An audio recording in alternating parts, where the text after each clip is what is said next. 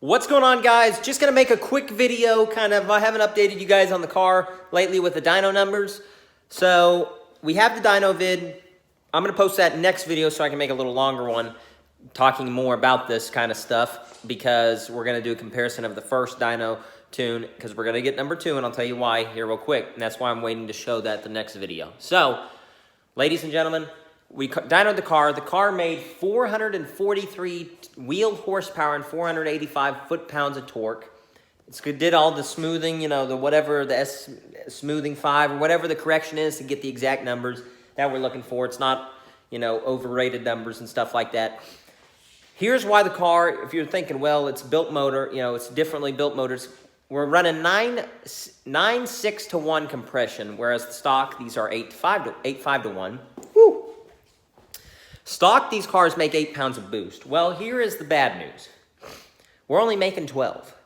We're maxing the car out at 12. You get into the upper RPMs about 4,000 to 4,500. We're dropping boost all the way to 10 pounds of boost on the car.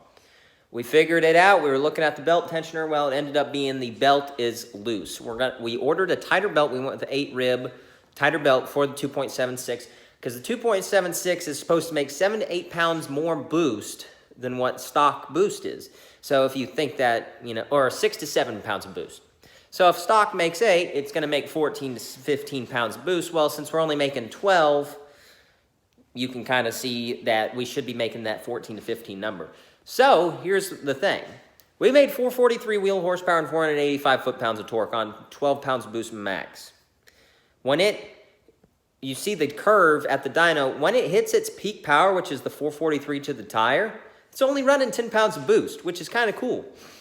And you're like, whoa, how's that cool? Well, it means we can make more power with just this simple thing. We're doing the belt. We got the new belt on its way from Late Model Restoration. Shout out to them. We're going to put it on, see if we can get that 14 to 15 pounds of boost we're needing. Also, we did find out that this car has a full, basically upgraded fuel system than stock.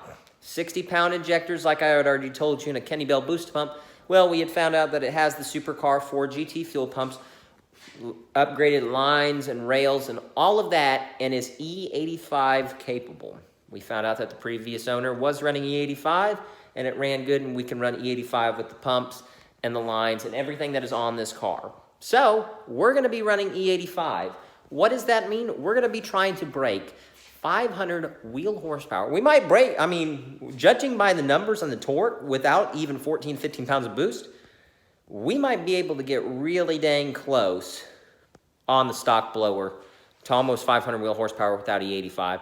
I think we could easily break the 500 foot-pounds of torque, though, without even, you know, E85.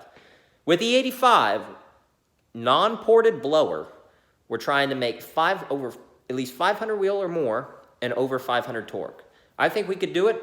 We're gonna have that video coming up probably about 2 to 3 weeks, just because I gotta get dyno appointments set up and all that. Plus I gotta run the 93 out of the tank, get the E85 all good in, talk to my tuner, and, you know, like I said, get that dyno appointment set up. So that's to come. Stay tuned, guys. Sorry for the little late video. Been really busy, basically trying to get a lot of stuff on the car worked out and kind of, you know, figuring out why it was only making the max pound, you know, 12 pounds of boost max. So we'll see you in the next video.